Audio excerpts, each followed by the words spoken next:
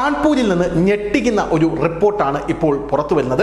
റംസാൻ മാസത്തിൽ തങ്ങളുടെ പങ്കാളികൾ തങ്ങളുമൊത്ത് ലൈംഗികമായ ബന്ധം, അതായത് ലൈംഗിക ബന്ധം മതപരമായിട്ടുള്ള പ്രതിബദ്ധത കാരണം പുലർത്തില്ല എന്ന് പറഞ്ഞത് കൊണ്ട് രണ്ടുപേർ ഒരു ആൺകുട്ടിയെ ക്രൂരമായി റേപ്പ് ചെയ്ത് അല്ലെങ്കിൽ ബലാത്സംഗം ചെയ്ത് കഴുത്ത് ഞെരിച്ചു കൊന്ന് എന്ന റിപ്പോർട്ടാണ് ഇപ്പോൾ കാൺപൂരിൽ നിന്ന് പുറത്തു വരുന്നത്. ഇത് അക്ഷരാർത്ഥത്തിൽ രാജ്യത്തെ തന്നെ ഞെട്ടിച്ചിരിക്കുകയാണ് ഈ വാർത്ത. കാൺപൂരിൽ പങ്കാളികൾ ലൈംഗിക ബന്ധത്തിന് വിസമ്മതിച്ചെ തുടർന്നാണ് ആൺകുട്ടിയെ പുരുഷന്മാർ ബലാത്സംഗം ചെയ്ത് കൊലപ്പെടുത്തിയതായി റിപ്പോർട്ട് പുറത്തു വരുന്നത്. ഈ ഹിന്ദുസ്ഥാൻ ടൈംസും ടൈംസ് ഓഫ് ഇന്ത്യയും അടക്കമുള്ള മാധ്യമങ്ങൾ, ഇന്ത്യ ടുഡേ അടക്കമുള്ള മാധ്യമങ്ങൾ ഈ വാർത്ത റിപ്പോർട്ട് ചെയ്തിട്ടുണ്ട്. ഈ മാസം ആദ്യം കാൺപൂരിൽ 13 വയസ്സുള്ള ആൺകുട്ടിയെയാണ് രണ്ടുപേർ ബലാത്സംഗം ചെയ്ത് കൊലപ്പെടുത്തിയത് എന്ന റിപ്പോർട്ടാണ് പുറത്തു വരുന്നത്.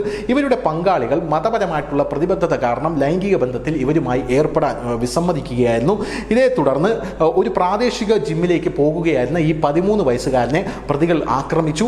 പ്രതികളായ അക്സറും ഹുസൈനും ചേർന്ന് അയാളെ തട്ടിക്കൊണ്ട് ഒരു കാട്ടിലേക്ക് പോവുകയായിരുന്നു. അവിടെ ഒരു കയർ കൊണ്ട് ഈ 13 വയസ്സുകാരനെ കെട്ടിയിട്ട് ലൈംഗികമായി അതിക്രൂരമായി ഈ കുട്ടിയെ പീഡിപ്പിച്ചു. ഇത് ഇന്ത്യ ടുഡേ റിപ്പോർട്ട് ചെയ്തതാണ്.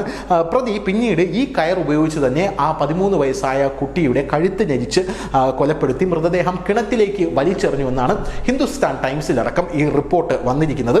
എന്തായാലും പോലീസ് ഹുസൈനിയെ അറസ്റ്റ് ചെയ്തിട്ടുണ്ട്. മറ്റൊരാൾ ഒളിവിലാണ് എന്ന റിപ്പോർട്ടും പുറത്തു വരുന്നു. മതപരമായിട്ടുള്ള പ്രതിബദ്ധത കാരണം പങ്കാളികൾ ലൈംഗിക ബന്ധത്തിൽ ഏർപ്പെടാൻ വിസമ്മതിച്ചുവെന്ന് ഇയാൾ തന്നെയാണ് പോലീസിനോട് പറഞ്ഞതും.